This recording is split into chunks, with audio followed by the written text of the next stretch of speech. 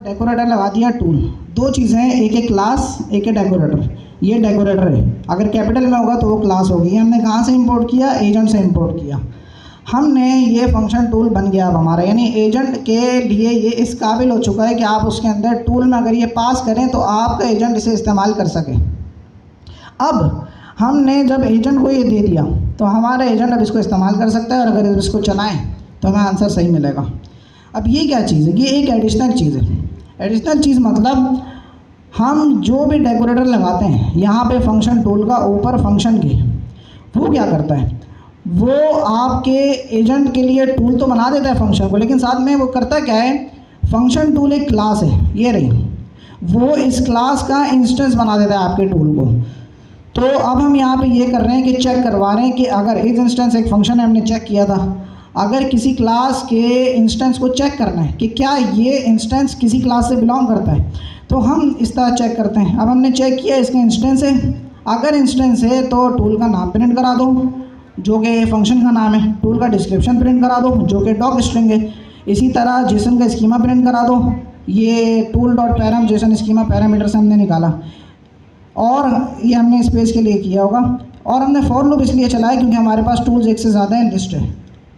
तो ये पूरा काम है, एजेंट है, एजेंट को हमने टूल्स प्रोवाइड किए, टूल बनाने के लिए फंक्शन टूल का डेकोरेटर यूज़ किया और उसने फंक्शन टूल का इंस्टेंस बना दिया। बाद में हम उसी टूल की डिटेल्स प्रिंट करवा रहे हैं। अच्छा, अब फैच वेदर और रीड फाइल कब कॉल करता है? कौन कॉल करता है? एलएलएम कॉल करता है। और कैसे कॉल करता है, अब ये समझना जरूरी है। हम ये कवर कर चुके हैं, मगर बीच में ब्रेक आया ना काफ़ी दिन का।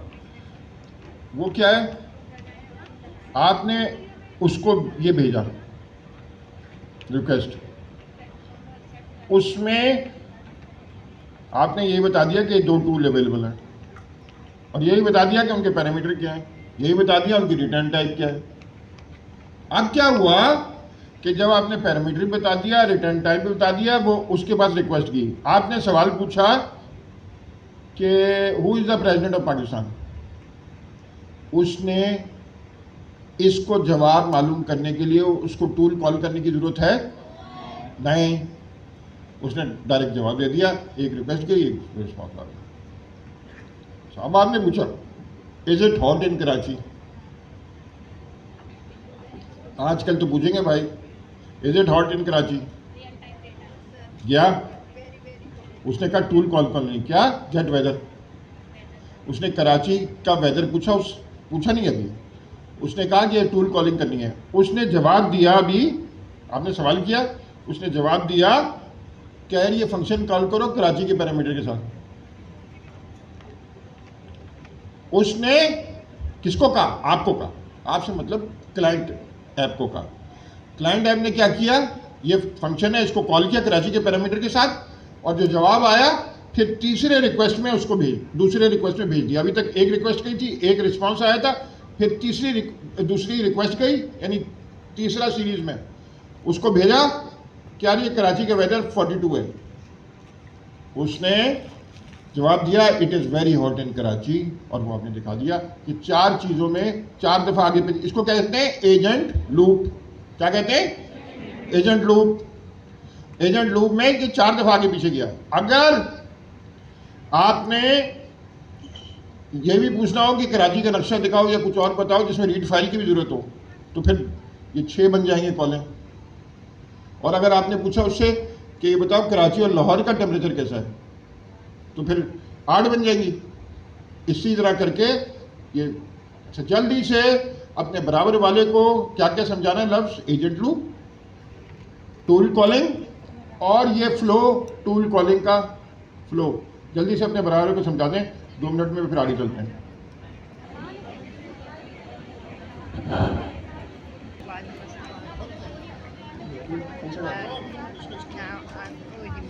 अस्सलाम वालेकुम। हम यहाँ पे पढ़ रहे थे tool calling. Tool calling basically क्या है, इसमें एजेंट्स को हम टूल्स देते हैं। टूल्स मतलब औजार कि कोई अगर स्पेसिफिक काम करना है और उसका हम टूल दे देते हैं कि तुम इस टूल को कॉल करो और इस टूल के थ्रू तुम वो काम करो और मुझे आंसर ला के दो। अच्छा, इसमें क्या होता है, हमें ना पाइथन का फंक्शन बनाते हैं।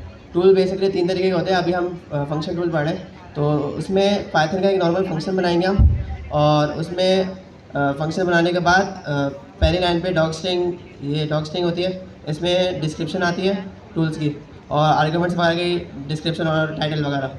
अच्छा, इसमें अगर ये देखेंगे जो अब से पहले एक लाइन छुटी हुई है, एक बात पहले बता दूं कि ये डिस्क्रिप्शन का डिज़ाइन है ना, ये गूगल डॉक्स मतलब गूगल का है।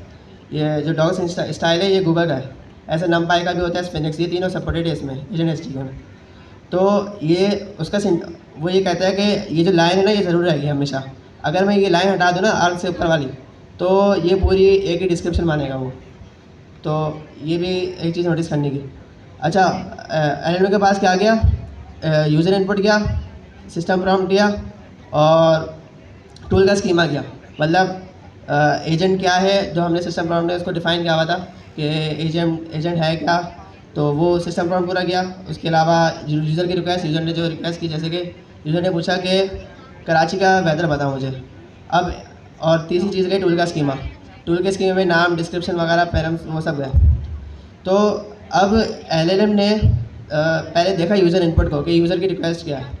तो यूज़र की रिक्वेस्ट थी कि कराची का वेदर बताओ। अब उसने टूल्स के स्कीमा में देखा कि ऐसा कोई टूल्स है जो इस रिक्वेस्ट को फुलफिल कर सके। तो उसको मिला फैच वेदर। तो उसने रिटर्न में दो चीज़ें भेजी। एक चीज़ टूल का नाम कि किसको कॉल करना है, दूसरी चीज़ उसके आर्गूमेंट्स क्या होंगे।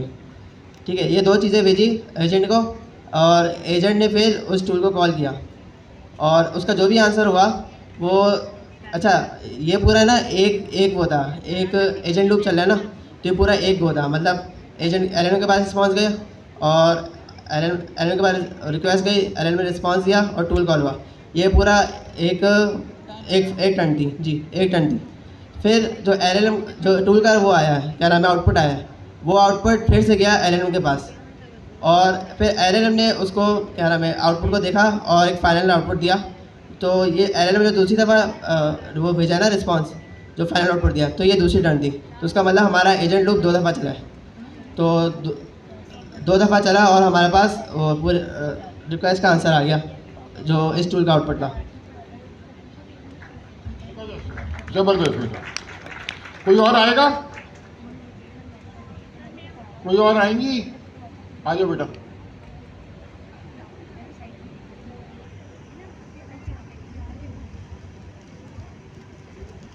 अस्सलाम वालेकुम एवरीवन। अच्छा, यहाँ पे हम जो काम कर रहे हैं, यहाँ पे हम पढ़ रहे हैं फंक्शन टूल्स को। अब फंक्शन टूल्स हमारे पास क्या है, सबसे पहले बात करते हैं टूल्स की।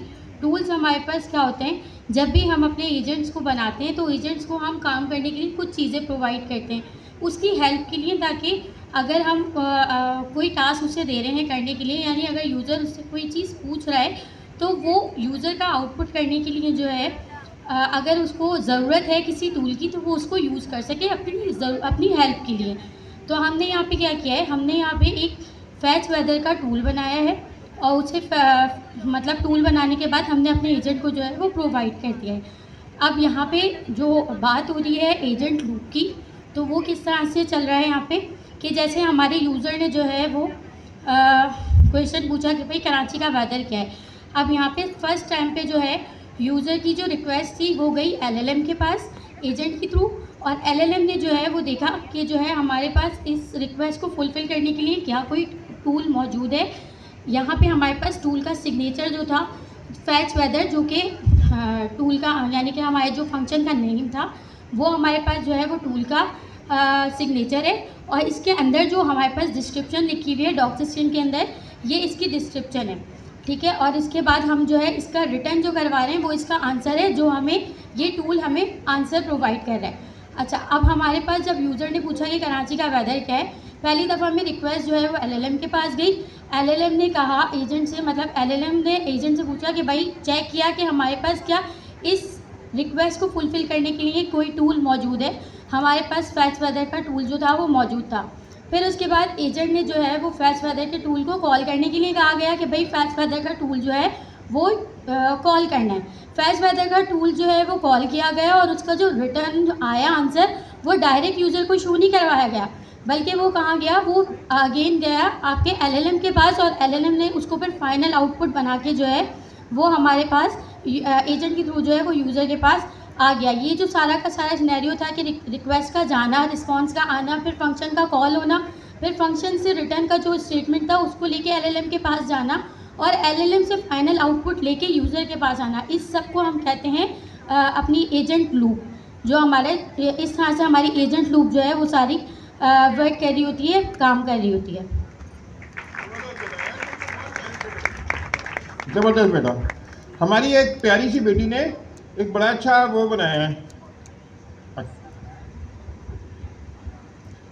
अस्सलाम वालेकुम, my name is Saima Waheed और मैं आज यहाँ पर आपको फंक्शन टूलिंग का बताने आई हूँ।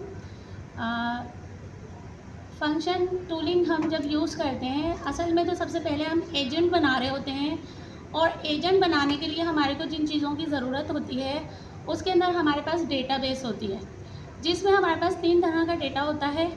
एक हमारा रियल टाइम डेटा होता है, एक हमारा पर्सनल डेटा होता है और एक दूसरा जो डेटा होता है वो हमारा एलएलएम बेस्ड डेटा होता है। तो जब हमने इससे पहले भी हमने एजेंट बनाया था जिसमें हमने टूल नहीं लगाया था और उसके अंदर हमने उसे कॉल किया था who is the founder of Pakistan, तो उसने हमें आंसर दे दिया था कायदे आज़म। अगर हम उसमें टूल नहीं लगाएंगे, रियल टाइम डेटा का हम डेटा नहीं लगाएंगे और उससे हम आज के प्रेसिडेंट का नाम पूछेंगे, वो हमें नहीं बता पाएगा, वो एजेंट वर्क नहीं कर पाएगा बिकॉज हम उससे रियल टाइम डेटा पूछ रहे हैं। और वो अगर मैं उसे वेदर कॉलिंग करती हूँ और उसके अंदर टूल नहीं लगा हुआ, उसके अंदर फंक्शन टूल नहीं लगा हुआ, तो वो मुझे 2023 की कोई और देगा। यानी कि अगर मुझे आज की गोल्ड रेट मालूम करने हैं, 2 डे रेट मुझे गोल्ड के मालूम करने हैं, तो उसके अंदर मुझे फंक्शन टूल लगाना पड़ेगा ताकि वो मेरे को आज का डेटा दे। और इसके बाद ये जो हमारी डेटाबेस होती है, इसके बाद हमारे पास टूल होते हैं। टूल हमारे 3 तरह के होते हैं, जिसके अंदर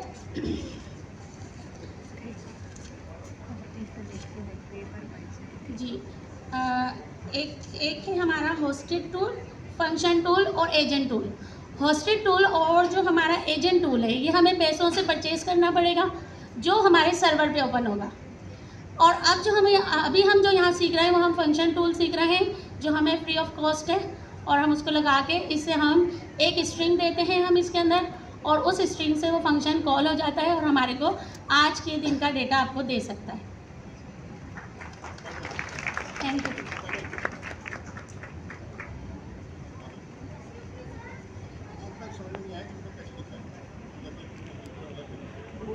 मेल करना, मेल से 1 सेकंड में बोलना।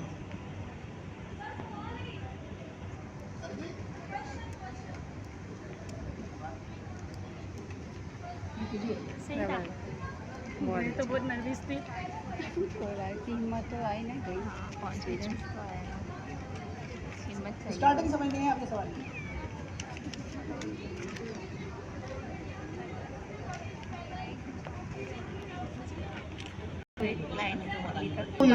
पता है कि आप एजेंट खोलें, यहाँ नहीं, लेफ्ट पे देखो।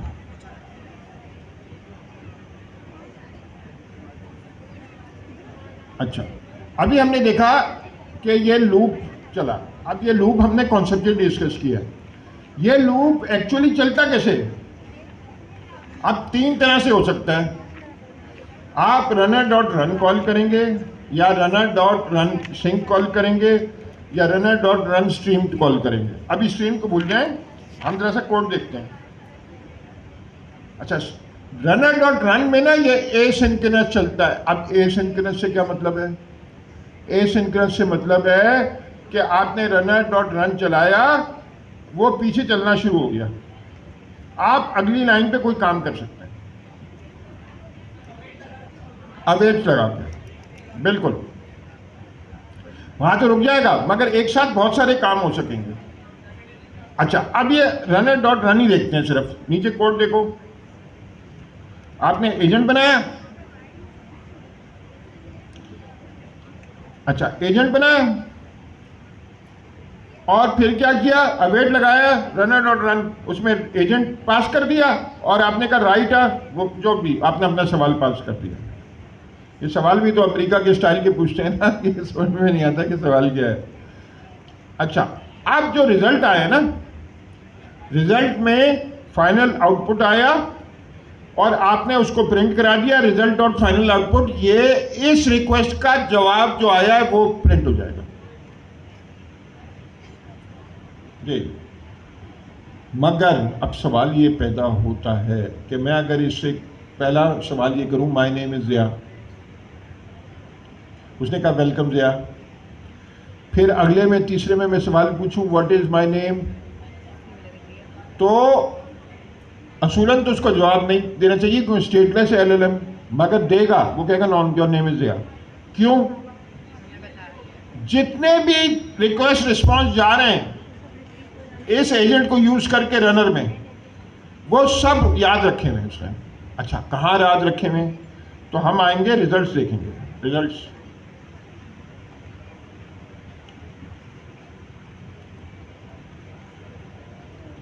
अच्छा, रिजल्ट्स में जो वापस आता है रन या रन सिंक, रन रिजल्ट वापस करता है। रन रिजल्ट में आपके पास,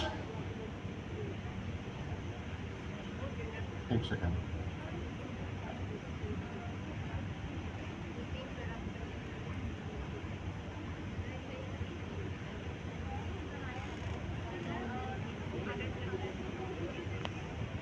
एक मेथड है, ये जैसे नीचे आइएगा, इनपुट्स टू नेक्स्ट टर्न, ऊपर ऊपर, input for the next turn.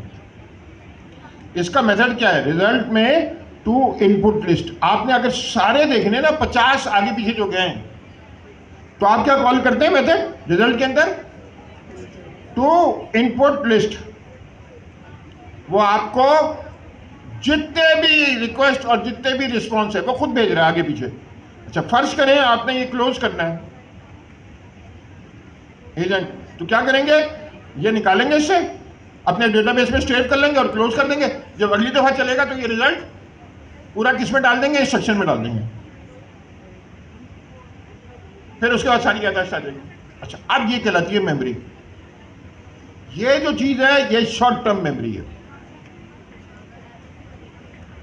जैसे आप लोगों की पढ़ाई के मामले में शॉर्ट टर्म मेमोरी है, रात को पढ़ते हैं सुबह भूल जाते हैं, ये शॉर्ट टर्म मेमोरी है। जब तक ये मेमोरी में रहेगा ना ये ऑब्जेक्ट, उसके पास रहेगा। फर्ज करें आपने कंप्यूटर अपना क्लोज करना है, आप क्या करें?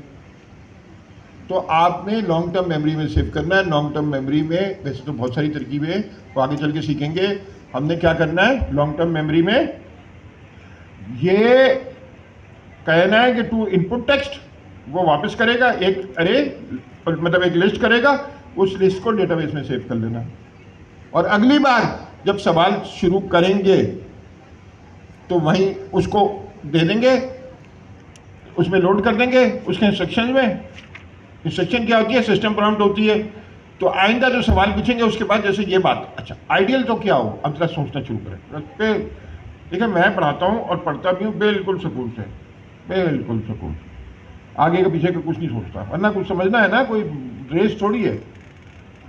अब मसला क्या है, मैंने उससे 5000 सवाल जवाब किए, उसमें काम की बातें, या तो मैं ये पूछ रहा था कि कराची का वेदर क्या है, आलू गोश्त की तरकीब क्या है, ये सवाल पूछ रहा था।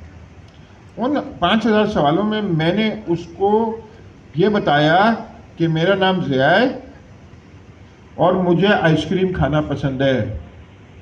अब उसको 5000 लाइनें याद रखनी पड़ेंगी डेटाबेस में। तो हम आगे चल के सीखेंगे कि हमें लॉन्ग टर्म मेमोरी में ऐसा कुछ करना पड़ेगा कि उन 5000 में से अपने मतलब की चीज़ सिर्फ निकाल जो मेरे बारे में हो। देखें, उसको कराची का वेदर क्या है याद रखने की जरूरत है नहीं है, वो तो हमेशा लेटेस्ट आएगा ना। तो हमें क्या करना होगा, हमें ये करना होगा कराची का वेदर क्या है ये इग्नोर कर दो, ये इग्नोर कर दो ना, तो 5000 लाइन में इतने डेटाबेस में रखना पड़ेगा यार, एक एक बात रखनी पड़ेगी। अब चैट जीटीपी ये करने लगा है। आप अगर कोई भी उसका वो खोले ना और उसमें कहते हैं कि माय नेम इज ज़िया, तो कोई भी कन्वर्सेशन खोलेंगे उसमें उसको याद रहेगा कि ये ज़िया है। कैसे? उसने सिर्फ मतलब की चीजें निकाला है। कॉन्टेक्स्ट से निकालेगा, मगर देखिए याद रखने की बात है, अभी हमें ज़्यादा तफसील में जाने की जरूरत नहीं, सिर्फ अभी आपको दिमाग जगा रहा हूँ। देखें, जो लोग मैं आपके घर जाऊं, ये भी याद रखूं कि आपकी बेड पे सफ़ेद चादर थी, थोड़ी सी गंदी थी। इस टाइप के लोग हैं ना दुनिया में, जो दूसरे की हर चीज़ नोट करते हैं, खराब, खासतौर पे खराब वाली, अच्छी वाली नहीं। इससे क्या होता है कि आपके दिमाग में फतूर आता है और आप इतनी ज़्यादा चीज़ें याद रखेंगे तो आपको कोई भी चीज़ जो काम की है वो याद नहीं रहेगी। अच्छा, जो वो आपको कह रहा है कि सर मैं 3 दिन में ये प्रोजेक्ट कर रहा हूँ, ये देखें मेरा प्रोजेक्ट, वो मैंने याद नहीं रखा, तो क्या मतलब है? लॉन्ग टर्म मेमोरी में सबसे इंपॉर्टेंट है कि क्या चीज़ याद रखनी है। कॉमन सेंस है ना, अभी एलन को छोड़ें, जिंदगी में भी। अच्छा, एक तो लोगों की यादाश्त बहुत अच्छी होती है, वो क्या करते हैं, सब कुछ याद रखते हैं, वो भी कोई मुनासिब तरीका नहीं है, आपके दिमाग में फतूर घुस जाएगा। भाई आप 500 लोगों से मिलते हैं, 500 लोगों की एक एक बात याद है तो फिर तो बड़ी गड़बड़ हो जाएगी। उसको क्या, ये जुमला क्या बोलो बेटा? अगर मैं दिन में 500 लोगों से मिलूंगा तो हर एक को याद नहीं रखूंगा, जो इम्पोर्टेंट होगा उन लोगों की भी जो इम्पोर्टेंट बातें होंगी उसको समराइज़ करके 10-20 लाइनें अपने दिमाग में रखूंगा। समराइज करके, ये बड़ा अच्छा जुमला, समराइज करके याद रखें, आगे चल के सीखेंगे। अब समराइज भी मुख्तलिफ तरीके हो सकते हैं, मगर अभी एक कॉन्सेप्चुअली तो यही बात है कि समराइज करके रखना है। अच्छा, अब हमने अभी तक क्या देखा? हमने रिजल्ट्स भी देख लिया, फाइनल आउटपुट में तो सिर्फ फाइनल रिजल्ट आता है, और दूसरा तो इनपुट टैग लिस्ट में पूरा वो आ जाता है, जितने भी, उसमें कोई समराइज नहीं आता। हाँ, आप ये कर सकते हैं, अब आप कॉमन सेंस शुरू हो, मैं सुकून से बैठा हूँ, देखता हूँ यहाँ कौन सा बहुत बड़ा जुगादरी बैठा है। अभी कोई कोडिंग की बात नहीं हो रही, कॉमन सेंस की बात हो रही है। कौन जुगादरी है जो मुझे ये बताए कि अभी तक हमने जो टेक्नोलॉजी सीखी है उसमें आप लॉन्ग टर्म मेमोरी कैसे बनाएंगे? हमारे पास है टेक्नोलॉजी, कोई वेक्टर नहीं, टेक्नोलॉजी मत सोचो, देखें क्या करेंगे, कुछ भी नहीं करेंगे। हमारी कन्वर्सेशन हो रही है, उसके बाद सारी, जी बेटा कुछ कह रही हो, क्या करें बेटा? तुम बहुत प्यारी हो मगर इस मामले में गलती हो गई।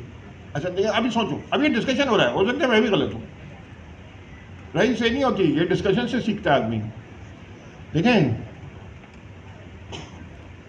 मैंने कन्वर्सेशन की, वो तो मेमोरी रख रहा है सारा, मैं सेशन क्लोज कर रहा हूँ, कंप्यूटर बंद करके घर जा रहा हूँ। मैंने सेशन क्लोज किया, उससे पहले मैंने क्या किया, क्या कॉल किया? टू इनपुट लिस्ट, और मैंने एलएलएम को पास किया अलग से एक और कहा इसकी समरी बना के दे दो। एलएलएम बैठा है, वो तो समरी बना देगा, एलएलएम समरी बना देगा, वो समरी मैं डेटाबेस में रख लूंगा, वरना तो मुझे 5000 लाइन सेव करनी पड़ेगी। तो एलएलएम से हर काम, चाहे वो गार्ड रेल हो, कुछ भी हो, वो एलएलएम आ तो क्या है, जैसे आपकी अम्मी करती होंगी, बेटा ये कोई मेहमान आए ना, वो अपना नंबर बता रहा हूँ कि भाभी आपसे बहुत मिलकर खुशी हुई, ये मेरा नंबर लिख लें, तो क्या कहेंगी? बेटा जरा सा नंबर लिख लो उनका।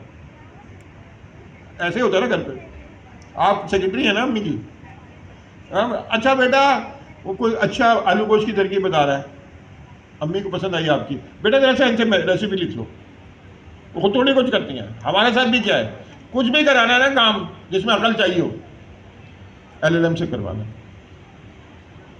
अच्छा फिर क्या करेंगे, वो समरी बना के रख ली, अगली दफा चैट जीपीटी को ये नहीं पता कि जब मैं इंस्ट्रक्शन में लिख रहा हूँ, मैं उससे कह रहा हूँ अभी तक जो कन्वर्सेशन हुई इसकी समरी है, खत्म हो गई बात, मेमोरी आ गया, हमने मेमोरी बना दी।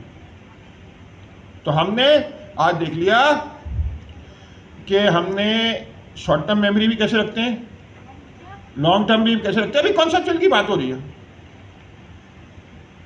अच्छा फिर हम आगे चलते हैं, ये पूरी है ना शॉर्ट टर्म में, ये पूरी लिस्ट ही है ना, मगर ये लॉन्ग टर्म तो नहीं चल सकती ना, वरना बहुत बड़ी हो जाएगी वरना बहुत। अच्छा, क्यों बड़ी होने का खराबी भी है ना, ये बड़ी अच्छी बात की इन्होंने कि टोकन खर्च होंगे भाई। अगर पूरी भेजेंगे 5,000 लाइन भेजेंगे तो उसके पैसे लगेंगे, कॉन्टैक्ट विंडो खा जाएगा वो। अच्छा, इस वक्त जब हमने किया ये जिक्र, ये जरा है कॉन्टैक्ट विंडो समझाओ।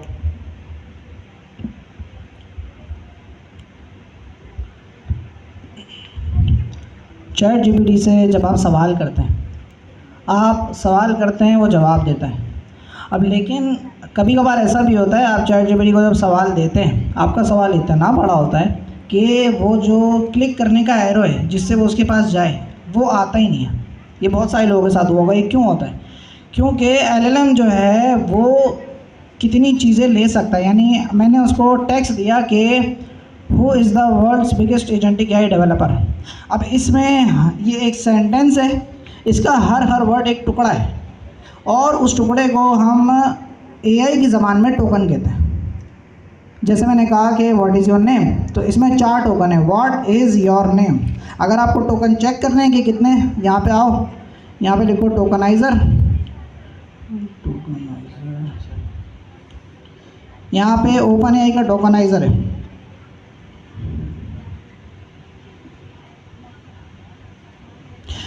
यहाँ पे आपने जो भी टेक्स्ट डालेंगे, जैसे मैंने लिखा कि माय नेम इज़ अब्बास, तो यहाँ पे देखो ये बता रहा है 5 टोकन है। अब 5 क्यों है? क्योंकि ये अब्बास इंग्लिश का वर्ड नहीं है, शायद इसको ए और बी को अलग कंसीडर कर रहा है, बी एस को अलग कंसीडर कर रहा है। तो देखें, हाँ, यहाँ पे ए बी को अलग कर रहा है, बी एस को अलग कर रहा है, तो ये इस वजह से। खैर, इसमें 5 टोकन है और 16 कैरेक्टर है। तो चैट जीपीटी को जो हम देते हैं वो सेंटेंस होता है, सेंटेंस का हर टुकड़ा, हर वर्ड एक टोकन होता है। अब इसकी एक लिमिट है कि आप कितने दे सकते हो। ऐसे थोड़ी आपने 1 करोड़ वर्ड दे दिए, तो जो लिमिट है कि आप कितने टोकन दे सकते हो, उसे हम कहते हैं कॉन्टेक्स्ट विंडो। जैसे अभी जो इन लोगों ने रिसेंटली GPT 4.1 लॉन्च किया है ओपन एआई ने, उसकी जो कॉन्टेक्स्ट विंडो है वो 1 मिलियन है। क्या आप 1 मिलियन टोकन का इनपुट उसमें दे सकते हो? 10 लाख वर्ड आप उसके अंदर पास कर सकते हो। तो टोकन हर आपके सेंटेंस का हर वर्ड, हर टुकड़ा, और उसकी जो लिमिट है उसे कहते हैं कॉन्टेक्स्ट विंडो। जबरदस्त बेटा, ये बहुत टैलेंटेड बच्चा है। और इसका कमाल किसका होगा? इसकी अम्मी और अब्बा का होगा। इसको हम क्रेडिट देने को तैयार नहीं। सब कुछ वालिदैन होते हैं। सब कुछ वालिदैन होते हैं। तवज्जो देना, खर्चे करना पड़ता है, तालीम, सब कुछ, और हर रोज़ खाना खिलाना का आसान काम नहीं है। अच्छा, अब हमने क्या देखा? कॉन्टेक्स्ट विंडो एलएलएम में पैसे लगते हैं हर चीज़ के, उसको कहते हैं टोकन। टोकन क्या होता है? लफ्ज़ों का, जैसे मैंने कहा ज़िया खान, तो ये मोस्ट प्रॉब्ली 2 टोकन होंगे या 3 टोकन होंगे। आप टोकन के भी, जाने के भी पैसे और आने के भी पैसे। अच्छा, अब मैं आपकी कॉमन सेंस से पूछता हूँ, जाने के टोकन आमतौर पे ऑन द एवरेज जाने के टोकन ज़्यादा होते हैं या आने के टोकन ज़्यादा होते हैं? आउटपुट ज़्यादा होते हैं या इनपुट होते हैं? आउटपुट ज़्यादा होते हैं।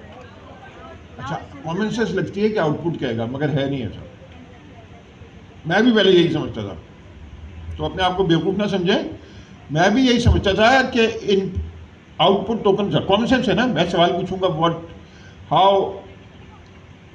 What happened in Indian war, sorry Iran war, तो वो तो मुझे 50 पेज का जवाब देगा। मैंने तो 10-20 टोकन का सवाल पूछा, 50 पेज का जवाब आया।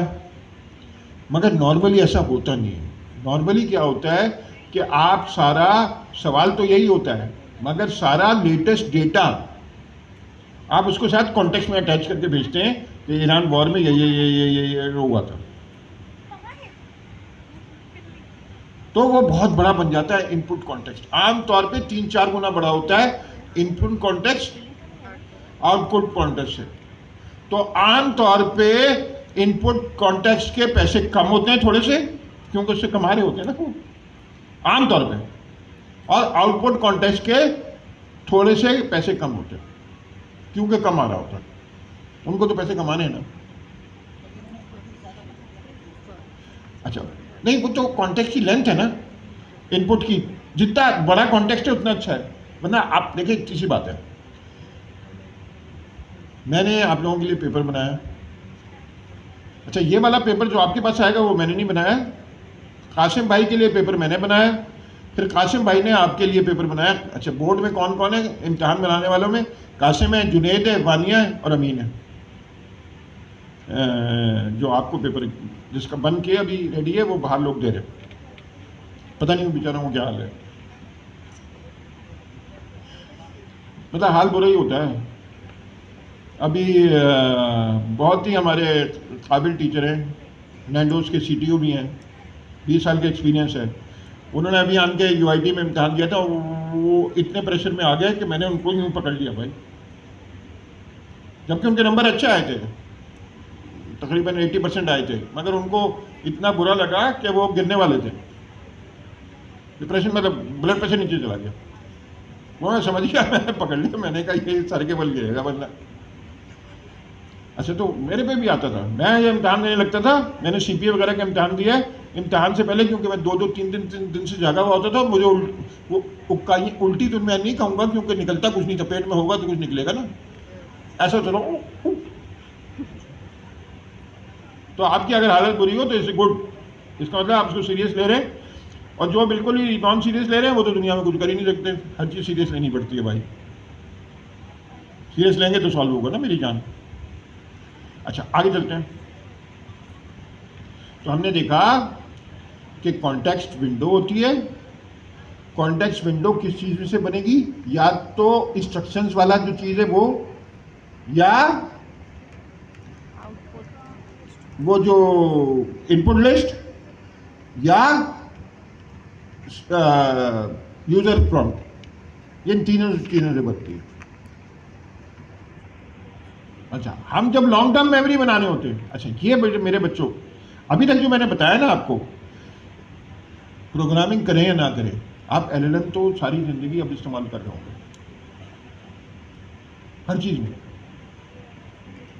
तो ये ज़रा सा पूरी बात अपने बराबर वाले, अच्छा बोलने से याद रहती है, मैं अगर बोलूँ ना मुझे खुद भूल जाती है, तो जरा सा मैं 2 मिनट देता हूँ, ये सारी चीज़ के कॉन्टेक्स्ट विंडो क्या होती है, कॉन्टेक्स्ट इनपुट होती है, आउटपुट होती है, फिर नीचे एजेंट होता है, फिर एजेंट लूप होता है, फिर उसमें क्या कहते हैं ये इनपुट टेक्स्ट होता है, उससे मेमोरी होती है, लॉन्ग टर्म मेमोरी क्या होती है, शॉर्ट टर्म मेमोरी क्या होती है जी, ये बराबर वाले को थोड़ा सा समझा दें, ज़बरदस्ती पकड़ लिया करें। मैं जब भी शादियों में जाता हूँ ना, मेरे अब्बा के जो दोस्त हैं ना बुजुर्ग, मुझे पकड़ लेते, खुदा की कैसे पकड़ लेते हैं, और एक ही किस्सा 20 दफ़ा सुना चुके हैं, और कह रहे हैं अच्छा से समझे, मैं कहा जी किस्सा मज़ा आ गया, मज़ा आ गया, क्या सुनाया आपने किस्सा, उनके अपने बच्चे भी सुनने को तैयार नहीं है, मगर मैं सुनता हूँ, कोई बात नहीं यार, बुजुर्गों के लिए इतना तो किया जा सकता है।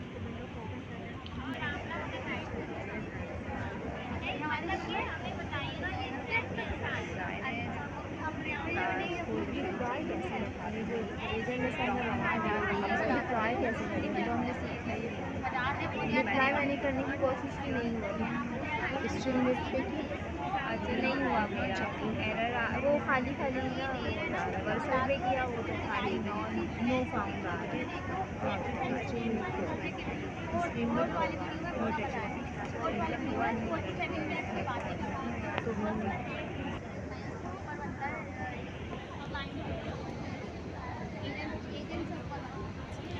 करते हैं। एक टीम होती है, टीम कोई भी अच्छा प्रोडक्ट बनाती है, कुछ भी करती है, तो उस टीम के अलग अलग मेंबर्स होते हैं। एक होता है जो सबको लीड करता है, बाकी सारे टीम के मेंबर्स होते हैं। अब हर एक की अपनी एक्सपर्टीज़ होती है। जैसे आपने एक टीम बना ली अपनी वेबसाइट डेवलपमेंट की, अब आपकी टीम में एक्सपर्ट्स होंगे, एक बंदा होगा जो टीम को लीड कर रहा होगा, फिर उस टीम में एक फ्रंट एंड डेवलपमेंट में एक्सपर्ट होगा, एक बैक एंड में एक्सपर्ट होगा और एक डेटाबेस में एक्सपर्ट होगा। तो अब मिसाल के तौर पे टीम के ओनर है फसी भाई। अब फसी के पास कोई आया, उन्होंने कहा कि आपसे वेबसाइट बनवानी है, तो फसी कहेंगे कि ये इस चीज़ में एक्सपर्ट हैं, तो फसी उनको हैंड ऑफ कर देंगे। इसे हमारी इंग्लिश की ज़बान में कहते हैं हैंड ओवर। एक चीज़ दूसरे को डेलीगेट कर देना, एक टास्क दूसरे को असाइन कर देना, ये हैंड ऑफ है प्रोग्रामिंग की ज़बान में। तो एक एजेंट अपना काम दूसरे एजेंट को दे दे, ये कहलाता है हैंड ऑफ। अब इसमें एक चीज़ और है, अगर मैं एक एजेंट हूँ और मैं किसी दूसरे एजेंट को अपना काम असाइन कर देता हूँ, तो मैं काम असाइन करते वक्त साथ में उसको पूरी सारी बात, सारी हिस्ट्री जिसे हम कहते हैं, वो भी दूंगा, ताकि उस एजेंट को पता हो कि क्या बात चल रही थी और किस कॉन्टेक्स्ट में रिप्लाई करना है। तो एक एजेंट दूसरे एजेंट को टास्क असाइन करे, इसे हैंड ऑफ कहते हैं। इसे एक और आसान एग्जांपल से समझ सकते हैं। आप एक डॉक्टर के पास गए, अब आपने डॉक्टर साहब को बताया कि मेरा ये प्रॉब्लम है और मुझे इससे बहुत मसले हो रहे हैं। तो डॉक्टर ये कहेगा कि यार मैं तो इस फील्ड का एक्सपर्ट नहीं हूँ, आप एक काम करें, वो वाले डॉक्टर के पास चले जाएं, वो इस चीज़ के बड़े एक्सपर्ट हैं। तो ये उन डॉक्टर ने आपकी क्यूरी को एक दूसरे डॉक्टर के हैंड ऑफ कर दिया, ये है हैंड ऑफ। यानी उन्होंने अपने बजाय किसी दूसरे एजेंट को, दूसरे डॉक्टर को टास्क डेलीगेट कर दिया कि ये मैं नहीं कर सकता, दूसरा इसमें एक्सपर्ट है। इससे फ़ायदा क्या होगा? इससे फ़ायदा होगा कि हर एजेंट अपनी अपनी फील्ड में एक्सपर्ट होगा और एक एजेंट पे सारा बोझ नहीं पड़ेगा, हर एजेंट अपनी फील्ड का स्पेसिफिक काम करेगा। अच्छा, अब सवाल ये पैदा होता है कि अंदर तो सिर्फ एक फंक्शनलिटी है एलएलएम के पास, टूल कॉलिंग। एलएलएम को तो पता ही नहीं है हैंड ऑफ क्या होता है। तो हैंड ऑफ भी टूल कॉलिंग ही होता है मेरे बच्चों। अच्छा, मैं बॉस नहीं बन रहा, प्यार में कह रहा हूँ। क्या होता है ना, बच्चों का मतलब है, वो हमारे जितने स्टेटों से मेरी मुलाकात होती है ना, वो कहते हैं आप मेरे छोटे भाई हैं। मतलब ये है कि बॉस मैं हूँ। मैं फौरन कहता हूँ सर मैं किसी का छोटा भाई नहीं, ना किसी का बेटा। वैसे तो मोहब्बत में मैं बनने को तैयार हूँ, मगर बॉस किसी को बनाता नहीं मैं। अच्छा, तो हैंड ऑफ क्या है? अंदर से जरा सा खोलना, ये देखो, hand offs are represented as tools to the LLM. उनको वो हैंड ऑफ क्या लगता है? टूल ही लगता है। So there is a hand off to agent name refund agent, the tool will be called transfer to refund agent. Hand off भी tool calling ही है, हैंड ऑफ भी टूल कॉलिंग ही है। अच्छा, फिर क्या है कि हैंड ऑफ आप दो तरह से क्रिएट कर सकते हैं। एक जो नॉर्मल तरीका है, आपने एजेंट बनाया और उनके हैंड ऑफ के पैरामीटर में अरे जाती है, लिस्ट जाती है, उसमें आपने वो एजेंट पास कर दिया। दूसरा तरीका क्या है? अगर आप कस्टमाइज करना चाह रहे हैं तो एक हैंड ऑफ फंक्शन भी है, उसके ऊपर रैपर कर दिया आपने, एजेंट के ऊपर चढ़ा दिया और वो पास कर दिया। ये देखिए अभी नीचे कोड देखो, बेसिक यूजेज। आपके पास दो किस्म के हैं एजेंट, एक बिलिंग एजेंट है, एक रिफंड एजेंट है। अच्छा, फिर ये प्रोनाउंसिएशन में मेरा भी मसला है, मगर इंपॉर्टेंट है। इसको ट्रायज कहते हैं, ट्रायज। अच्छा, ट्रायज क्या है?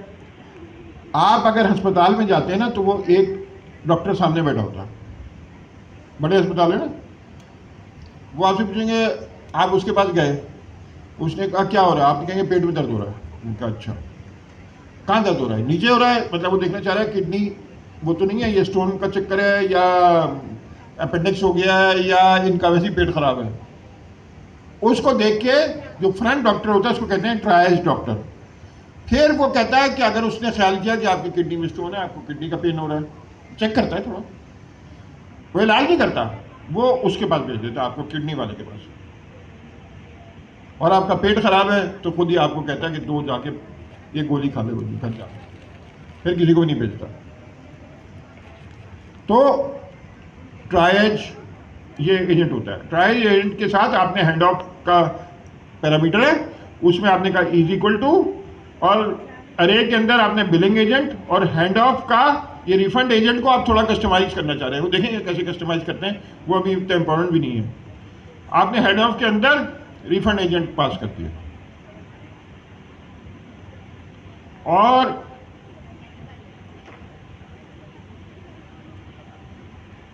बेसिकली आपको चाहिए कि इंस्ट्रक्शंस के अंदर ये बता भी दें कि ये 2 एजेंट्स अवेलेबल हैं और आप जब मुनासिब समझें इनको कॉल करें। तो हमने ये देखा कि ये हैंड ऑफ हो गया। अब हम अगला देख रहे हैं कॉन्टेक्स्ट मैनेजमेंट। नहीं, हमें टूल नहीं बनाना। हाँ,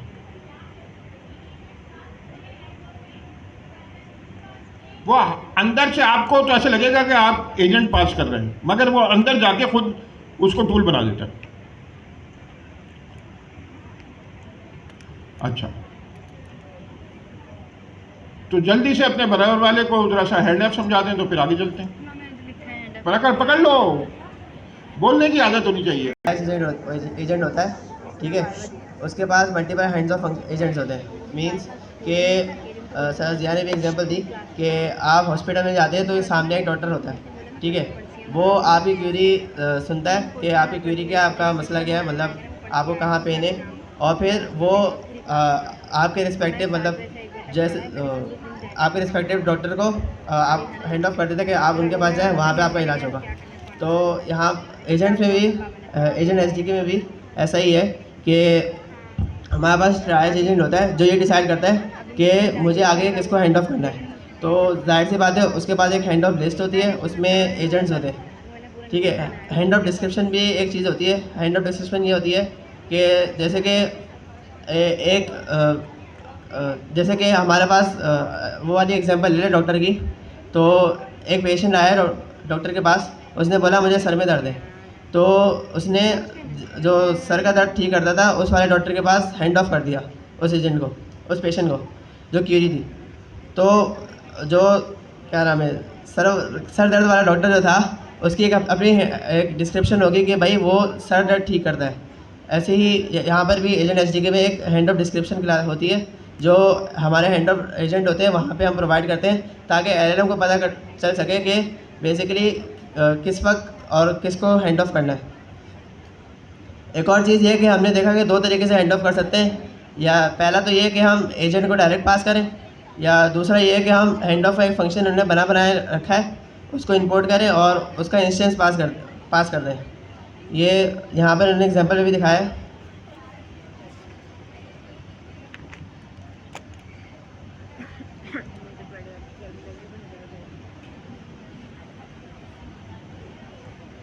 बहुत ज़्यादा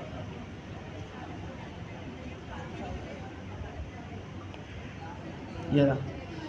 तो इन्होंने बिलिंग एजेंट को डायरेक्ट पास किया हुआ है।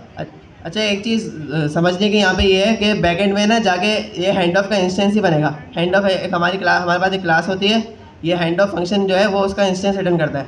ये जो हमने डायरेक्ट एजेंट पास किया हुआ है ना, तो ये भी पीछे जाके इसको हैंड ऑफ एजेंट का हैंड ऑफ का इंस्टेंस ही बनेगा। वो कैसे बनेगा, रनर के अंदर एक क्लास है गेट हैंड ऑफ के नाम से, वो इसको इंस्टेंस बना के दे देगी। तो हैंड ऑफ में होता क्या है कि हम एक एजेंट से दूसरे एजेंट को हैंड ऑफ कर देते हैं, और जो पहला एजेंट होता है जो हैंड ऑफ करता है उसके पास फिर एक्सेस नहीं रहता। ये नहीं कि वो लीड कर रहा है कि वो लीड भी कर रहा है और दूसरे को काम नहीं दे रहा है। मतलब एक ये कंडीशन भी आती है ना कि मैंने एक बंदे को काम दिया और उसने जो काम किया काम करके लाके मुझे वापस दिया, ऐसा नहीं है। हैंड ऑफ में होता है कि पूरा कंट्रोल उसके पास चले जाता है। जैसे कि मैंने हैंड ऑफ कर दिया एजेंट ए से एजेंट बी को, तो अब एजेंट बी का काम है आगे काम संभालना, एजेंट ए का इसमें आगे कोई रोल नहीं होगा। और बस यही है हैंड ऑफ फंक्शन जो है, इसके कुछ फ़ायदे भी हैं, इसमें हम एक्स्ट्रा चीज़ें भी ऐड कर सकते हैं। और जैसे कि इनपुट टाइप हो गई, ये आगे हम पढ़ेंगे। एक और हैंड ऑफ का फंक्शन होता है वो भी बात कर सकते हैं। इनपुट फ़िल्टर एक चीज़ है, वो एक फंक्शन होता है। उसमें क्या होता है कि जैसे कि हम चाह रहे हैं कि एजेंट ए है वो सारी, जब एजेंट ए एजेंट बी को हैंड ऑफ करते हैं ना, तो पीछे जितनी भी रिपोर्ट होती है ना, जितनी भी कन्वर्सेशन होती है वो सारी देता है एजेंट बी को कि भाई पहले ये कन्वर्सेशन वगैरह थी, ये मैंने तुम्हें हैंड्स ऑफ कर रहा हूँ और ये सारी रिपोर्ट है। अगर हम चाह रहे हो कि भाई सारी रिपोर्ट ना दे, कुछ उसमें से हम कुछ फ़िल्टर करने चाह रहे हैं, तो एक फंक्शन होता है ऑन फिल्टर के नाम से, तो वो हम बनाते हैं। वो ये हैंड ऑफ के फंक्शन के अंदर पास करते हैं, तो वो क्या करेगा, वो एजेंट बी तक एक्सेस जाने से पहले हमारे इनपुट को फ़िल्टर कर देगा। अपना कंप्यूटर पे हाथ सेट होता है। अभी कॉन्टेक्स्ट मैनेजमेंट देखते हैं। अब देखें मामला क्या है, दो किस्म के कॉन्टेक्स्ट है। अभी मेरे दोस्त ने एक कॉन्टेक्स्ट का जिक्र किया था, वो जो था 1 मिलियन टोकन्स का, वो कॉन्टेक्स्ट है किसका? LLM का। वो कॉन्टेक्स्ट किसका है? LLM का। एक और भी कॉन्टेक्स्ट है, जूम आनी है ये बात। आप अगर कहें कॉन्टेक्स्ट, एक कॉन्टेक्स्ट ये है कि आपका यूजर आईडी क्या है। अच्छा, वो लोकल कॉन्टेक्स्ट है। वो क्या है? लोकल कॉन्टेक्स्ट है। वो सिर्फ SDK को पता है। किसको पता है? SDK अभी यहाँ के कोड में पता है। तो एक कॉन्टेक्स्ट लोकल पाइथन कोड का है और एक कॉन्टेक्स्ट जो सर्वर पे LLM का है। इन दोनों में फर्क है बहुत। अच्छा, अब जो लोकल कॉन्टेक्स्ट है वो कैसे बनता है? देखिए, लोकल कॉन्टेक्स्ट इस तरह बनता है कि सबसे पहले मैंने क्या किया, एक डेटा क्लास बनाई। अच्छा, ये वो आइडेंटिटी की क्लास भी हो सकती है, बेस मॉडल से एक्सटेंड करने वाली, और उसमें यूज़र इन्फो में नेम और UID उसका रख दिया, यूज़र ID। ये दो चीज़ें रख दी, क्या डिफाइन कर दी। अच्छा, फिर क्या किया, मैंने यूज़र इन्फो क्रिएट किया। ये दिखाओ हाईलाइट करके, यूज़र इन्फो क्रिएट कर दिया। फिर क्या किया,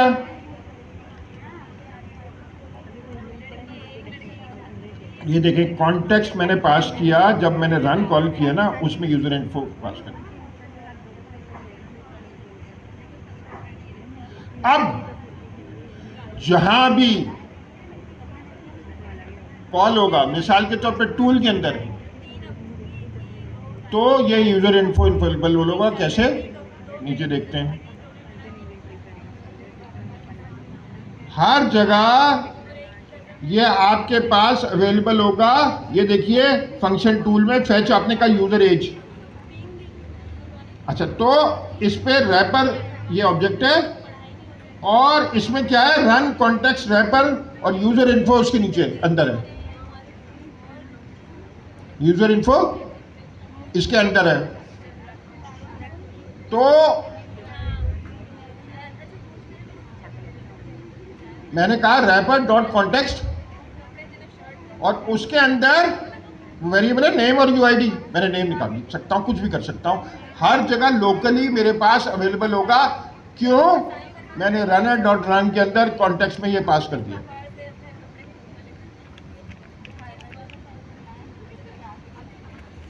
सही है? बिल्कुल। और LLM का कॉन्टेक्स्ट क्या है? वो इंस्ट्रक्शन में जाता है, और एक और तरह से भी जा सकता है। एक इंस्ट्रक्शन के अलावा भी वेरिएबल है इनपुट के नाम से, उसमें भी जा सकता है। क्योंकि 85 तक आ चुके, अभी बाकी तो दे रहे हैं। दो तरह का है, एक तो वो कॉन्टेक्स्ट है, कॉन्टेक्स्ट यानी कि डेटा। एक वो है जो LLM को विजिबल होगा, और एक कॉन्टेक्स्ट वो है जो कि LLM से छुपा हुआ होगा। LLM उसको देख नहीं सकता। क्या मतलब? कॉन्टेक्स्ट दो होते हैं, एक होता है लोकल कॉन्टेक्स्ट और एक होता है एजेंट LLM कॉन्टेक्स्ट। अब यहाँ पे मिसाल के तौर पे हम एक रियल वर्ल्ड एग्जांपल लेते हैं। मेरे पास से डेटा आ रहा है डेटाबेस से, ठीक है। डेटाबेस से मेरे पास डेटा आ रहा है, वो इस स्ट्रक्चर में आ रहा है कि यूज़र की इन्फॉर्मेशन है, उसमें यूज़र का नाम है, यूज़र की ID है, यूज़र का पासवर्ड है। अब ChatGPT या किसी भी जगह मैं यूज़र को शो कराना चाहता हूँ कि हेलो, उसके बाद है यूज़र का नाम, जैसे मैं हूँ तो हेलो अब्बास, ये है तो हेलो फंसी। अब मैं इस तरह का कुछ लगा दूंगा कि एक मैं फंक्शन बनाऊंगा, फंक्शन टूल अभी हमने देखा, एक मैं फंक्शन बनाऊंगा, फंक्शन में मैं कह दूंगा कि तुम्हें यूज़र को इस तरह ग्रीट करना है। अब ये कॉन्टेक्स्ट है, यानी कि डेटा है, डेटाबेस से मेरे पास डेटा आ रहा है, उसमें से डेटा निकलवा के मुझे शो कराना है। तो मैं ये चाहूँगा कि जो डेटा मुझे शो कराना है सिर्फ वो नज़र आए।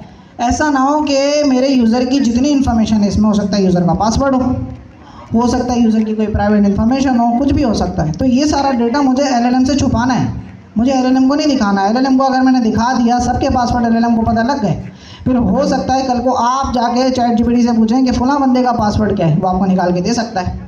तो LLM से ये डेटा हमें छुपाना है, उसे शो नहीं करवाना। अब हमने क्या किया, हमने एक रन कॉन्टेक्स्ट रैपर जो है वो लगा दिया यहाँ पे फंक्शन के अंदर।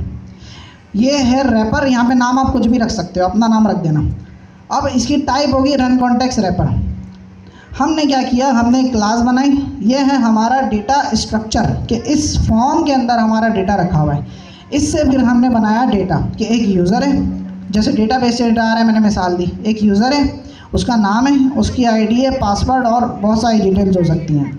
अब मैंने यूज़र से मैंने इनपुट में सवाल पूछा, इनपुट किसी ने पूछा था यहाँ से, इनपुट मतलब यूज़र का जो क्वेश्चन होता है, जो सिस्टम का क्वेश्चन होता है उसे इंस्ट्रक्शन यानी कि सिस्टम प्रॉम्प्ट कहते हैं, तो ये इनपुट यूज़र का क्वेश्चन। अब मैंने इससे पूछा कि यूज़र की एज क्या है, यूज़र की एज मुझे शो करवानी है, तो मैं कॉन्टेक्स्ट के अंदर से यूज़र की एज निकाल सकता हूँ। और दूसरा ये कि इन्होंने यहाँ पे रॉ स्ट्रिंग की फॉर्म में एज लिख दी। अगर मैं यहाँ पे नहीं होता, आप ये फ़र्ज़ करें यहाँ पे एज का मेरे पास एक वेरिएबल है, तो अब मुझे यूज़र की एज अगर शो करवानी है, मैं करूँगा यूज़र, फिर मैं डायरेक्ट ये नहीं कर सकता कि मैं एज लिख दूँ यहाँ पे। मैं यहाँ पे ये करूँगा कि रन कॉन्टेक्स्ट रैपर मैंने एक यूज़ किया। रैपर क्या होता है, हम जो चीज़ें लेते हैं बाहर से, मिसाल के तौर पे आपने कोई टॉफ़ी ले ली, उस टॉफ़ी के ऊपर जो होगा वो रैपर होगा, रैपर उसे कहते हैं। तो इसी तरह ये रैपर है, यानी कि आपका जो कॉन्टेक्स्ट है जिसके अंदर ये डेटा जा रहा है, उस डेटा के ऊपर इन्होंने एक रैपर चढ़ा दिया, रन कॉन्टेक्स्ट रैपर। ये रैपर क्या कर रहा है, एक ब्लैक बॉक्स की तरह है। ब्लैक बॉक्स मतलब ब्लैक बॉक्स से उसके अंदर ही यूज़र का डेटा है। अब एलएलएम के पास जाएगा तो ब्लैक बॉक्स की फॉर्म में जाएगा, ब्लैक बॉक्स से उसके अंदर वो बंद है चारों तरफ से, उसको एलएलएम देख नहीं सकता। तो इस रैपर ने हमारे डेटा को छुपा दिया। फिर हमने यहाँ पे इस पैरामीटर के अंदर गए, इसके अंदर भी हम कॉन्टेक्स्ट के अंदर गए, फिर कॉन्टेक्स्ट के अंदर से हमने नाम निकाला। अब यहाँ पे हो क्या रहा है, इसका जो आंसर आएगा वो आएगा जॉन, क्योंकि हमने यूज़र में नाम लिखा है जॉन, ये तो सबको पता है। लेकिन ये जो हमारा ऑब्जेक्ट है यूज़र इन्फो में नेम जॉन UID 1 2 3, ये इसी तरह हमारे डेटा का जो स्ट्रक्चर है कि यूज़र इन्फो एक क्लास है, उसके अंदर 2 प्रॉपर्टीज़ हैं, ये LLM को शो नहीं होगी। यानी सारा इसका मकसद क्या हुआ कि आप किसी डेटा को LLM से छुपाना चाह रहे हो, तो उसके लिए आप यूज़ करते हो कॉन्टेक्स्ट, रन कॉन्टेक्स्ट रैपर। एक रैपर है कॉन्टेक्स्ट का जो कि आपके डेटा को छुपा देता है और उसमें से ज़रूरत के मुताबिक जितना डेटा आप निकालना चाहो वो निकाल के आप शो करा सकते हो, जैसे यहाँ पे हमने कराया। अब ये तो था लोकल कॉन्टेक्स्ट। अब एक और होता है, अच्छा यहाँ पे कोड में एक गलती है, मैंने रिपोर्ट भी कर दिया। गलती है कि यहाँ पे डॉक स्ट्रिंग नहीं दिया हुआ, यानी फंक्शन का जो डिस्क्रिप्शन है वो यहाँ पर नहीं दिया हुआ। अगर आप इसको डायरेक्ट कॉपी करके चलाने की कोशिश करोगे आपको एरर तो खैर नहीं मिलेगा, LLM कहेगा कि मैं कॉन्टेक्स्ट को नहीं जानता। हालांकि आउटपुट यहाँ पे आना चाहिए यूज़र की जो एज है वो 47 ईयर्स ओल्ड है। तो यहाँ पे आप अगर इसको चलाओ तो डॉक स्ट्रिंग यानी डिस्क्रिप्शन ज़रूर देना। अब हम आते हैं LLM के कॉन्टेक्स्ट पे। LLM का कॉन्टेक्स्ट क्या होता है, वो डेटा जो आप LLM को शो कराना चाहते हो। अब LLM के पास जाता क्या क्या है, ये है सवाल। LLM के पास 3 चीज़ें जाती हैं। एक हमारे सिस्टम का जो इंस्ट्रक्शन है, यानी सिस्टम का जो सवाल है, जो एजेंट का हमारा रोल है, सिस्टम प्रॉम्प्ट है, वो जाएगा LLM के पास, नंबर 1। नंबर 2 हमारा यूज़र प्रॉम्प्ट, जो यूज़र की क्वेरी है, सिस्टम प्रॉम्प्ट जो उसका रोल है, जिसके लिए उसे बनाया गया है, जिस काम के लिए, वो सिस्टम प्रॉम्प्ट है। यूज़र प्रॉम्प्ट उस काम के मुताबिक उससे कोई एक्शन लेना, कोई उससे सवाल करना, वो यूज़र प्रॉम्प्ट है। तीसरी चीज़, आपके जितने भी टूल्स हैं उन टूल्स का पूरा एक स्ट्रक्चर्ड वे में डेटा जेसन ऑब्जेक्ट की फॉर्म में, जैसे हम कहते हैं स्कीमा, ये 3 चीज़ें हमारी LLM के पास जाती हैं। ये 3 चीज़ें तो चली गई। अब हम चैट करते हैं जैसे चैट GPT से, या अगर हम एजेंट की सूरत में करें तो अब हमारी हिस्ट्री बनती जाएगी। मैंने पहले उससे एक सवाल किया, उसने उसका जवाब दिया। अब जब मैं दूसरा सवाल करूँगा तो होगा क्या कि पहला सवाल उसका जवाब, दूसरा सवाल उसका जवाब, सारी यानी पीछे से चीज़ें उसके पास जाती रहेंगी ताकि उसे पता रहे कि बात क्या हो रही है। तो अगर हमें LLM के पास कोई चीज़ भेजनी है तो हम हिस्ट्री के थ्रू भेजेंगे। यही चीज़ इन्होंने यहाँ पे लिखी हुई है। हाँ, यहाँ पे इन्होंने लिखा हुआ है कि ओनली डेटा जो देख सकता है LLM वो कन्वर्जेशन हिस्ट्री देख सकता है। अगर आपको कुछ भी डेटा अवेलेबल करना है LLM को तो आपको इस तरह करना होगा कि वो हिस्ट्री में शो हो जाए। तो हमें LLM को कोई डेटा भेजना है वो हम हिस्ट्री में, सिस्टम प्रॉम्प्ट, यूज़र प्रॉम्प्ट में, किसी भी चीज़ में दे सकते हैं। और अगर हमें डेटा को छुपाना है तो वो हम जो लोकल कॉन्टेक्स्ट है, जो रन कॉन्टेक्स्ट रैपर इन्होंने दिया है, उसके अंदर रख के दे सकते हैं।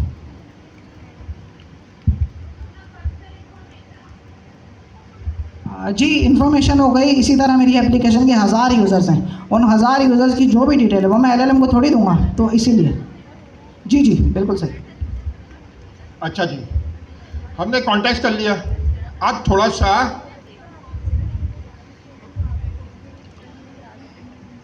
वो करते हैं गार्डरेल्स।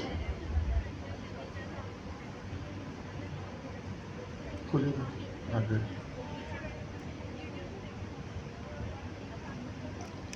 अच्छा गार्डरेल्स क्या है? गार्डरेल ये है कि आपने ओवर लेवल का, जैसे हम कह रहे थे,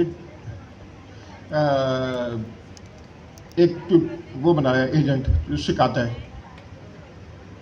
अच्छा, सामने एग्ज़ाम भी आने वाला है आगे, साला कोई शैतान ये ना करे कि उससे पूछे कि एग्ज़ाम में सवाल क्या है। हम क्या करना चाहते हैं कि जब वो ये सवाल पूछे तो उसका जवाब वो कह दे कि एरर। इसको कहते हैं गार्डरेल, इसको कहते हैं guardrail. Guardrail run in parallel to your agents, दोनों साथ साथ चलते हैं। क्यों? कॉमन सेंस है ना। अगर गार्डरेल पहले चलाएं और एजेंट बाद में चलाएं तो एजेंट बहुत स्लो हो जाएगा। वो क्या होगा, आपने गार्डरेल चलाई और एजेंट भी चला दिया, उसमें दोनों के पास वही सवाल है। गार्डरेल ने क्योंकि कोई जवाब नहीं देना, सिर्फ ये कहना है कि ये अलाउड है या नहीं अलाउड है, तो वो जल्दी से कर लेगा। इतनी देर में जब वो एरर फेंक देगा, क्लाइंट जो है उसको एरर फेंक देगा, वो जवाब का इंतजार ही नहीं करेगा। दोनों पैरेलल में चलती हैं। फिर वो कह रहा है दो किस्म के गार्डरेल होते हैं, इनपुट गार्डरेल और आउटपुट गार्डरेल। आउटपुट गार्डरेल में होता है कि पता नहीं हिलोशन ही लेके LLM को गालियां ना बकना शुरू हो जाए, तो हो सकता है या कुछ और भी। इनपुट तो यह है कि वो इनपुट क्या कर रहे हैं, आउटपुट क्या है। अच्छा, input guardrail run in 3 steps. First, the guardrail receive the same input pass to the agent, यानी दोनों के पास एक ही आती है। फिर क्या है, आप next the guardrail function runs to produce a guardrail function output which is the wrapper in an input guardrail result.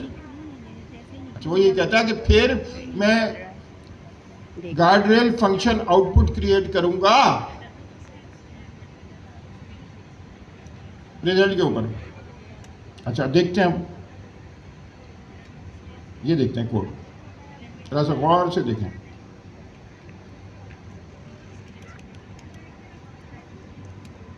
इसमें क्या है कि हम मैथ होमवर्क आउटपुट, उसने कहा इज मैथ होमवर्क है, सवाल पूछा, जवाब उसे पूछा LLM से, उसने अगर ट्रू भेज दिया तो उसने कहा रीजन ये है कि ये सवाल पूछ रहा है, ये कमबख्त एग्जाम का सवाल पूछ रहा है। तो अगर वो ट्रू आ जाएगा तो मैं क्या करूंगा, एक्सेप्शन में, और जो मेन एजेंट जो जवाब दे रहा है उसको मैं डिसरिगार्ड कर दूंगा। अच्छा, नीचे आए, इनपुट गार्डरेल बनाया मैंने, उस पर टैब लगाया, ये इनपुट गार्डरेल बनाया, उसका मतलब डेकोरेटर लगाया। फिर मैंने कहा मैथ गार्डरेल है। क्या किया, पहली बात नोट करें, पहला क्या आ रहा है, रन कॉन्टेक्स्ट रैपर आ रहा है जिसमें नन है, कोई क्योंकि है ही नहीं ना इसमें कॉन्टेक्स्ट, मगर होता है खाली होगा। कॉन्टेक्स्ट के अंदर भी, इसके डॉट कॉन्टेक्स्ट में भी रन ही होगा, CTS के डॉट कॉन्टेक्स्ट में रन हो, मतलब नन होगा, है ही नहीं ना, मतलब मगर ये प्लेस होल्डर होता है। फिर क्या है, इसमें एजेंट है, फिर इनपुट स्ट्रिंग है जो गई है, और फिर क्या है, आपने रन कॉल किया, रनर डॉट रन कॉल किया, गार्डरेल एजेंट इसको पास किया, इनपुट पास किया, कॉन्टेक्स्ट पास कर दिया। जो रिजल्ट आया, आपने क्या किया, एक गार्डरेल फंक्शन आउटपुट क्रिएट कर रहे हैं ऑब्जेक्ट, और उसमें इंस्ट्रक्शन दे दी कि भाई आपने ये अलाउ नहीं करना कि ये मैथ्स के सवाल पूछ ले जो इम्तहान में आने वाले हैं, और फिर input guardrail is equal to math guardrail, sorry मैं क्या कह रहा हूँ, मैं नीचे आ गया। गार्डरेल आउट फंक्शन आउटपुट को ये हाईलाइट करेंगे। ये मैंने क्या किया, फाइनल आउटपुट निकाला आउटपुट इन्फो में, और नीचे ट्रिप फायर कर दिया ट्रिगर अगर रिजल्ट और final output is math homework. अगर ट्रू आ गया तो मैंने कहा ट्रिप फायर ट्रिगर। अच्छा, इससे क्या, ट्रिप फायर क्या होता है, जो तार लगी हुई होती है ना उस पर पाँव लग जाए तो अलार्म बज जाएगा, ये वो कह रहा है, और अलार्म। तुम दोनों को समझ में आया? कौन समझाएगा? गार्ड आ रहा है, ये बेसिकली गार्ड करता है कि अगर दो तरह के गार्डियल होते हैं, इनपुट गार्डियल और आउटपुट गार्डियल। इनपुट गार्डियल गार्ड करता है कि यूज़र कोई इररिलेवेंट क्वेश्चन तो नहीं कर रहा, मतलब टॉपिक से हट के तो नहीं कर रहा। जैसे कि सर ने एग्जांपल दी कि टेस्ट एक एजेंट ने टेस्ट लेता है, ठीक है, उसके बाद टेस्ट की सारी डिटेल्स है, अब उसका काम है टेस्ट लेना। हमने वहाँ कोई ऐसा यूज़र आ गया, वो उससे डायरेक्ट पूछेगा कि क्वेश्चंस क्या है टेस्ट के, तो इस चीज़ पे वो गार्डियल फंक्शन क्या करेगा, ट्रिप वायर ट्रिगर कर देगा, एरर जनरेट कर देगा। एरर का नाम क्या होगा, इनपुट गार्डियल ट्रिप वायर ट्रिगर, ठीक है। तो वहाँ पर क्या होगा, हमारा जो फ्लो होगा, हमारा जो फ्लो चल रहा होगा वो सब रुक जाएगा और एरर आ जाएगा सामने स्क्रीन पे। इसको हम हैंडल भी कर सकते हैं ट्रैक एक्स के थ्रू, ट्रैक एक्सेप्ट के थ्रू। अच्छा, दो तरह के गार्डियल होते हैं, एक होता है इनपुट गार्डियल, दूसरा होता है आउटपुट गार्डियल। इनपुट गार्डियल तब चलेगा जब हमारा इनपुट गार्डियल हमारे मेन एजेंट के साथ पैरेलल में एग्जीक्यूट होता है। एसिंक्यूट और गैदर लगा हुआ है, उससे क्या होता है कि दोनों पैरेलल एग्जीक्यूट करते हैं, मतलब हमारे गार्डियल के पास और हमारे मेन एजेंट के पास एक ही सवाल किया जो यूज़र ने किया, ठीक है। इनपुट गार्डियल क्या करेगा, देखेगा जल्दी से कि इसमें कोई फॉल्ट तो नहीं है, मतलब मुझे एरर जनरेट करना है या नहीं करना, तो वो एरर जनरेट कर देगा। इतने में क्या होगा, जो हमारा मेन एजेंट होगा वो इसको रिस्पॉन्स ही कर रहा होगा, मतलब कैलकुलेट कर रहा होगा और एरर आ जाएगा, तो हमारा फ्लो वहीं पे रुक जाएगा। इस तरीके से हम, मतलब कोई ऐसा क्वेश्चन हो जो हमारे टॉपिक से रिलेटेड नहीं है, तो वो हम यूज़र से, मतलब यूज़र उससे फिर पूछ नहीं सकता। ऐसे ही आउटपुट गार्डियल होता है। आउटपुट गार्डियल में क्या होता है, अगर कोई एजेंट ऐसी कोई इन्फॉर्मेशन दे दे, सेंसिटिव इन्फॉर्मेशन दे दे जो नहीं देनी चाहिए उसे, तो उस वक्त फिर आउटपुट गार्डियल ट्रिगर होता है। आउटपुट गार्डियल पैरेलल ट्रिगर नहीं होता, क्योंकि ये कॉमन सेंस है ना कि जब एजेंट आउटपुट लेकर आएगा तो उसके बाद वो वैलिडेट करेगा ना, एजेंट का आउटपुट ही नहीं आया तो वो वैलिडेट कैसे करेगा। तो इसलिए जो आउटपुट गार्डियल होता है वो पैरेलल नहीं चलता, मतलब वो जब एजेंट का आउटपुट आ जाता है उसके बाद वो आउटपुट गार्डियल चला जाता है। आउटपुट गार्डियल का काम होता है, अगर क्वेश्चन मतलब एजेंट ने कोई ऐसी चीज़ दे दी जिससे एरर थ्रो करना चाहिए, तो यूज़र तक वो डेटा नहीं पहुंचेगा, हमारा प्रोग्राम वहीं पे क्रैश हो जाएगा। इसमें एक चीज़ बहुत गौर करने की है, इन्होंने बताई हुई भी है ये चीज़, मैं बता देता हूँ। एक चीज़ ये है कि हम इनपुट गार्डियल है ना, हमेशा फर्स्ट एजेंट का चलता है जो स्टार्टिंग एजेंट होता है। रन और रन में जो हम एजेंट पास कर रहे होते हैं ना, हमेशा उसका इनपुट गार्डियल चलता है। अगर कोई ऐसा एजेंट है जो बाद में हैंड ऑफ और उसमें हमने इनपुट गार्डियल दिया हुआ है, तो वो नहीं चलेगा, वो पीछे लॉजिक में ही लिखा हुआ है कि उसको चला, वो चलता ही नहीं है, ठीक है। जब हमारा जो स्टार्टिंग एजेंट है उसी में उसका ही इनपुट गार्डियल चलेगा, क्योंकि इनपुट गार्डियल्स क्या है, हम एजेंट के अंदर पास करते हैं ना, और एजेंट तो कोई भी हो सकता है, वो हमारा स्टार्टिंग एजेंट भी हो सकता है और हैंड ऑफ एजेंट भी हो सकता है। तो जो हम स्टार्टिंग एजेंट होगा उसी में हम इनपुट गार्डियल देंगे और वही इनपुट गार्डियल चलेगा और माना जाएगा। अगर हैंड ऑफ वाले एजेंट के पास इनपुट गार्डियल होगा तो वो रन नहीं होगा, क्योंकि वो करंट रन उसमें टू हो जाती है। दूसरी चीज़, और एक और चीज़ ये, आउटपुट गार्डियल कब चलेगा, आउटपुट गार्डियल तब चलेगा और उसका चलेगा जिसने फाइनल आउटपुट दिया, जिस एजेंट का फाइनल आउटपुट आया है वो हमारा फर्स्ट एजेंट भी हो सकता है और कोई नेस्टेड हैंड ऑफ एजेंट भी हो सकता है। तो जिसने फाइनल आउटपुट दिया है तो उसका आउटपुट गार्डियल चलेगा। ये दो मेन चीज़ें जो इस पर कंसिडर करने की इन्होंने मेंशन भी किया हुआ है और ये कोड से भी साबित है।